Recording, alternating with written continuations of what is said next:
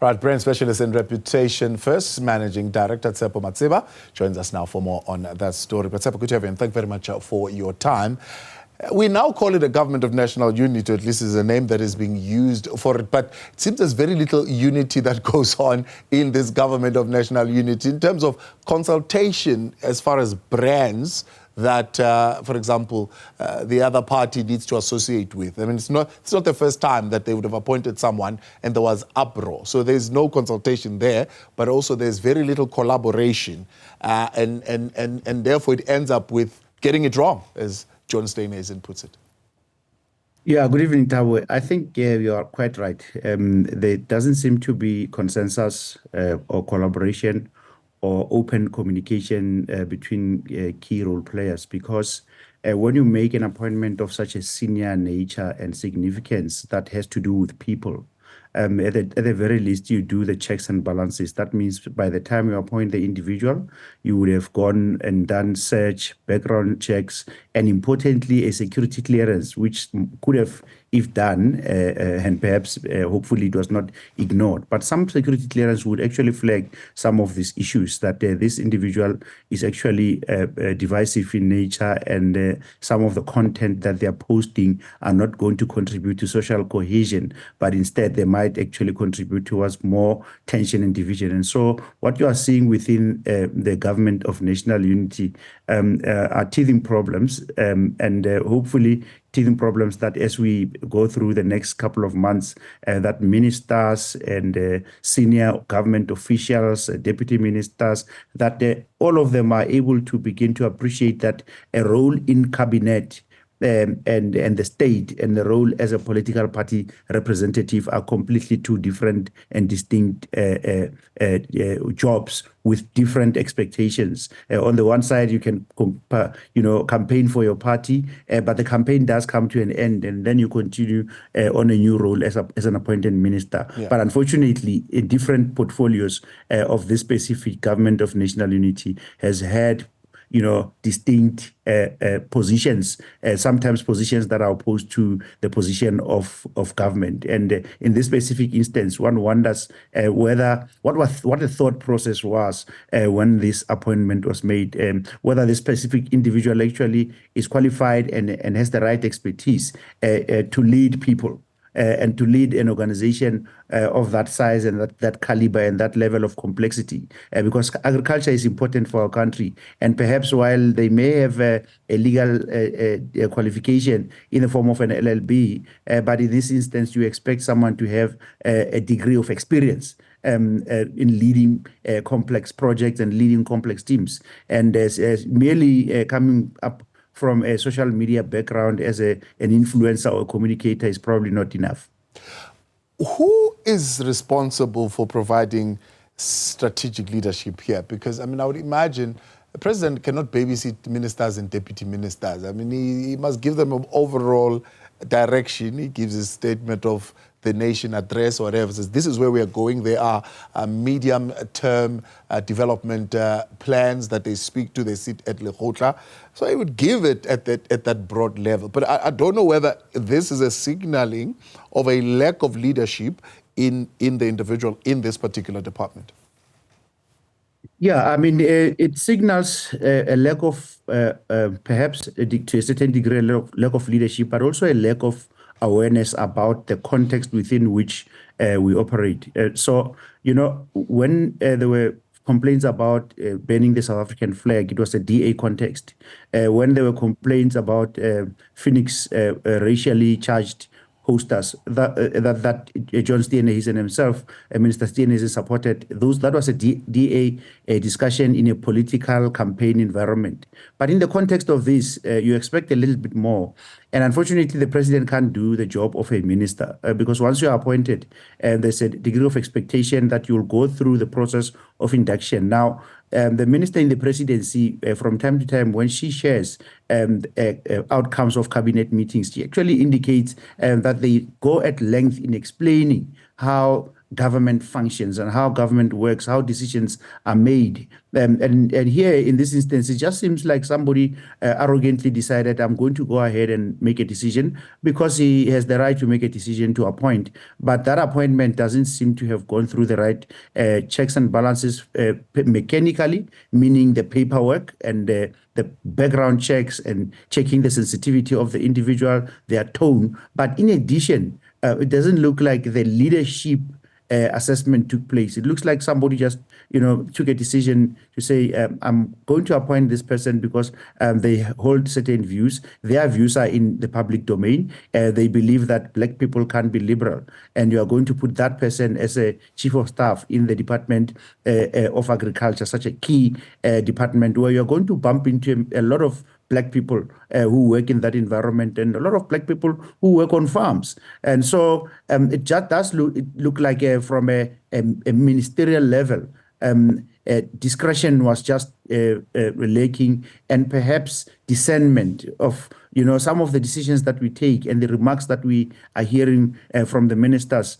You can tell that they're still wearing at the most their political organization's head as opposed to the head of the country, the head of South Africa, the head of South Africans, because that's the game here, is that once you can go from time to time to your political meetings and articulate and give feedback because perhaps you were deployed by your party. But in this government of national unity, as it has been coined, you have an expectation as a citizen that at least these guys are representing us as an ecosystem and not themselves as individuals. Now, in the city of Johannesburg, there's an example of a mayor who said one thing about appointing metropolis officers from a cohort of foreign nationals to try and bridge the gap of interpretation and translations. And when they were called to line, they immediately apologize. In this instance, you'll find John Steenhuisen who says, well, I've asked him to step down. In fact, this from a strategic point of view, we expect to hear that actually he has been dismissed. Asking to step down sounds like, he has a power somewhere and he can make the decision. But actually, he's been fired. And secondly, you expect for the individual themselves to apologize unconditionally. Instead, in his letter of sincerity, in inverted commas, asking to retain his job, he says that, well, there are convicted criminals who are in cabinet, and therefore they committed the highest sins, and therefore my sins are of a less nature, and maybe I should be forgiven, and he appeals for the job to be saved. But unfortunately, it looks like we are tone deaf, because in the context of the DA itself, there's a lot of reflection that needs to happen, because they have too many incidents of this nature where sensitive individuals, people who don't respect our constitution, the rights of in the constitution, who actually are very, very much divisive. I mean, this gentleman really said that he admires Orania, and that Orania is such a perfect opportunity for South Africa. He endorsed Helen Zille, DA federal chairperson, comments about colonialism. And that tells you already a story that there's a mismatch between what the DA promises as a liberal party, futuristic, inclusive, and the reality on the ground. The reality is very, very different from some of the leaders and the people they appoint. And the appointment of this gentleman was a reflection of the leader of the DA and the reflection of the DA's racial challenges. He says it's not a reflection of narrow interest, or it's not a reflection of arrogance to an extent, but he calls it a mistake. And we should not, as I think he's talking about himself here, be judged on what you do after the mistake is pointed out to you. At least that's what we should be judged on. It's okay to say, a mistake, and it's also okay to tread carefully when you communicate in public. But here is how it goes. When you say this is just a mistake and you don't come out consistently, because he says different things. Before the appointment, he said something else. During the appointment, he said something else. Today, he says it's a mistake. Actually, what he should be saying is that I made a mistake in appointing this person for the following reasons. Because when you just say sorry without acknowledging why you are apologizing, why it's a mistake, you are really creating an impression that this is a mistake because the media is talking about it, because it's in the public eye. But actually, this is not the fault of the media. This is not the fault of conversations. This is the fault of a leader who failed to assess the capability, firstly, of the individual that they are appointing. And secondly, because capability and experience is very, very important for a chief of staff in a national government department.